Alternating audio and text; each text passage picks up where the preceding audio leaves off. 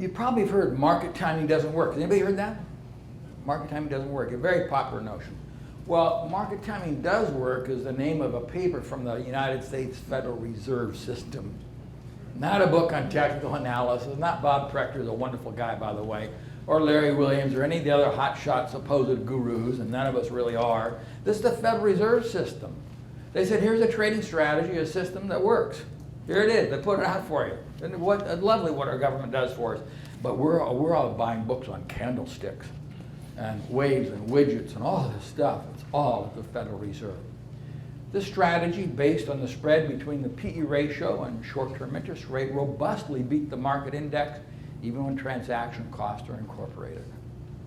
Go back to that slide for a moment. The strategy based on the spread between PE ratios and short-term interest rates works. Did they talk about moving averages? Did they talk about point figure charting? They talk about dojis or kenjos or all those things? They talk about Fibonacci ratios? No. They talked about fundamentals. And I think fundamentals move markets. I don't think charts move markets. Conditions move markets. And the Federal Reserve has laid out what those conditions are for us. Here they are, and I'm going to show you those conditions that cause bull markets and bear markets. And you have to kind of turn around some of your thinking when we look at these indicators, but clearly PE ratios and interest rates are a huge consideration of what's going to happen in stock prices. When to sell? Since we're all afraid of the bear market, the big problem is when to get out, when to sell. And I'm going to draw that on the board for you. I'm going to pull the board on over now. This has been a problem for Larry Williams for a long, long time. I have tried everything in the world to develop good sell signals in the market. Not only that, I paid a lot of money. I've bought everything I can think of, talked to all my friends, and nobody has really good sell signals. We got some great buy signals. Sell signals are really tough.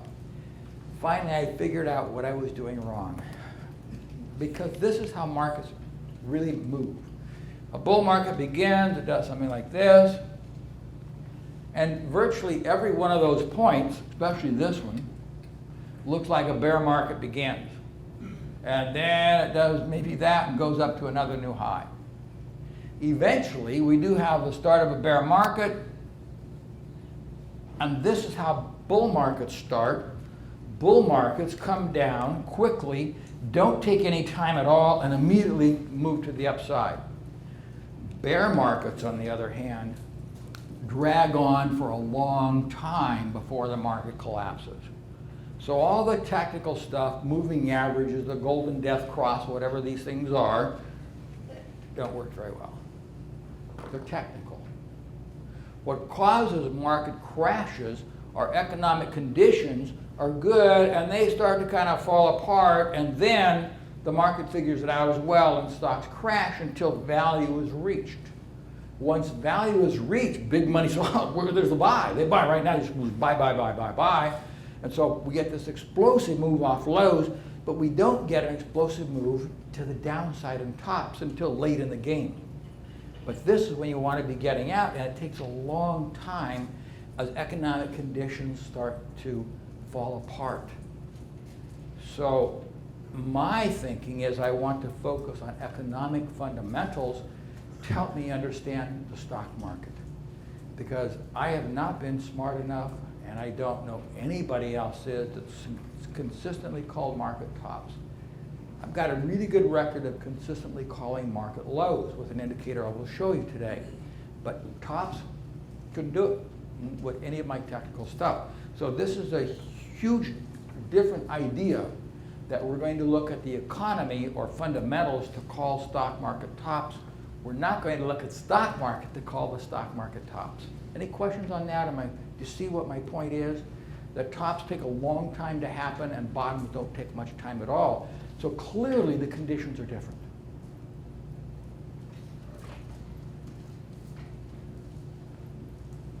So have we been trying to predict the wrong thing? I think so. Do stocks top and bottom for the same reason? No, they don't.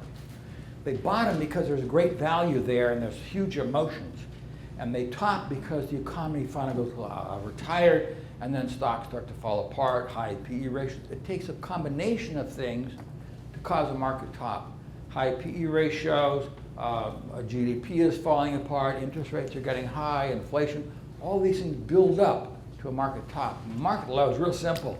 PEs are really low, yields are really high, buy stocks. So we've been measuring these things in the wrong way. Well, this is a great chart.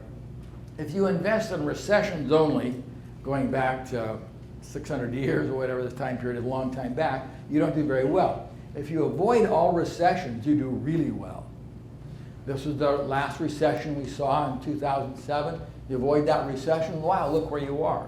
So why don't we think about predicting recessions instead of stock market tops? Because recessions cause stock prices to go down.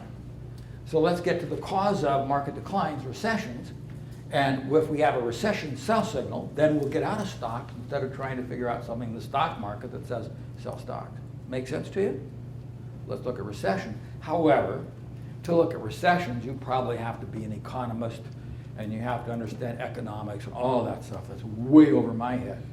I took an econ class in college. I don't know how I even got in the class. It lasted about 3 days. I can't understand this stuff. It's as bad as an accounting class.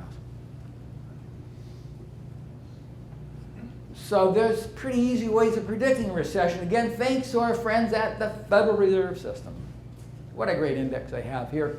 This is the anxious index. These gray lines that you see are all recession. They're also all bear markets. Every one of those is a bear market. So they have an index that they publish for us.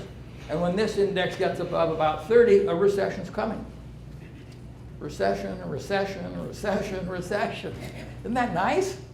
You don't have to take that economics class. There it is for you. Oh, and by the way, look where we are now. Oh, we're not even close to being in a recession. The anxious or anxiety index, they're way down here. We're not up in the 30 area. There's no recession in sight. Oh, I know somebody's going to tell you there's a recession in sight, but there's always somebody there to tell you there's a recession in sight. There's always a purveyor of pessimism telling you that the market's going to fall apart, the economy's going to crash because there's too much money supply right now, or there's not enough money supply, or whatever it is. There's always those things there, but I'm data-driven. I look at these indicators. That's got a better track record than anything else I know, so I'm going to follow that. Could be wrong, might be a little early sometimes, but on balance, nothing's done better. There's another thing we can look at if we want to confirm those recessions. Again, the gray lines are recessions, right? This is the Treasury spread. And when the Treasury spread starts to get up high in this general area, well, look what do we get? Gray lines shortly ahead of us. That makes sense because that's what the Federal Reserve said in their market timing system, that spreads and interest rates cause recessions and cause bear markets. So throw out the charts. Stop looking at a chart to say that, oh, that's a stock market had a triple reverse, whatever it is. It's all about the economy. The TED spread is another wonderful indicator of major market highs. In 1987 we saw that. In 2001 we saw that. In 2007 we saw that. Currently the TED spread is way down here. Another nice fundamental indicator you could be looking at to say, oh, you know what, we probably don't have a bear market coming right now. But when the TED spread rates get in that area, that's a danger area. And I really got to be very cautious about being long stocks. Now this is what I would be really excited to see in 2017, about July, if the TED spread is up there, or the anxiety index is up in that area at 30, glory hallelujah, I got to trade, don't I? So I can combine these things that we've learned to let them kind of nest together to give me the more ideal trades, to give me vision or perspective of where I am in the marketplace. This is a great indicator from the Philadelphia Federal Reserve. It's the Aruba-Diebold Index. It goes all the way back to 1960. Again, the recession areas are gray. And when this index dips very low, look what happens. We get into the gray line. When we get down this low in the Diebold Index, we're getting a recession. So again, currently we're not in that area. So you can, and this is all for free on the internet. If you just Google Philadelphia Federal Reserve System, they have a lot of great papers and economic indicators that will help you forecast the future of your businesses, your investment decisions, what's going to happen in the marketplace. Much better than listening to the talking heads or trying to subscribe to the hot newsletter of the day, whoever it is. You know, those guys all have thoughts. This is data. This is fundamental data written by brilliant guys who work at the Federal Reserve System. It just, it's there, but none of you have known. How many have known about the Diebold Index? 2 people. How many knew about the Anxiety Index? 3 people. Well, those are great indicators to have to help us know when the market is close to or at a sell point in the marketplace. That's going to help us a lot more than looking at a stock market index, moving averages, point and figures, etc. Well, here's one I really like to predict recessions, and that's the unemployment trend. This is the Dow Jones Industrial Average down here. This is the Conference Board's unemployment data. So they do their own data, and when we get below a 20-period moving average, in other words, people are losing jobs, look what happens. Stock markets decline. One of the great indicators of buy signals and sell signals in the market is unemployment. And the nice thing about unemployment, there's several ways you can measure it, first of all, and the second is really powerful. When people start to lose jobs, the economy is falling apart, maybe shortly thereafter, or at that time period, stocks will start to come down. So we can use this economic data to give us buys and sells in the marketplace itself. This happens to be my TradeStation chart where we keep the data. And also when it turns up, it gives pretty good buy signals. So I'm really driven by fundamental data on employment. Please. What moving average are you using? I use a 20-period moving average, I think, and there's no magic to the moving averages. Hey, the trend's down. We got some problems in the marketplace. We would expect the market to decline prior to the 1990 debacle in the market. Same thing happened, unemployment cratered, and then we get a buy signal in the marketplace. The nice thing about signals of this genre is they really mean something. Because I know in your mind, I believe, in your mind when you see a price crosses, say, a moving average, you know that it can also cross back below the moving average in a hurry too. It's just a bunch of numbers.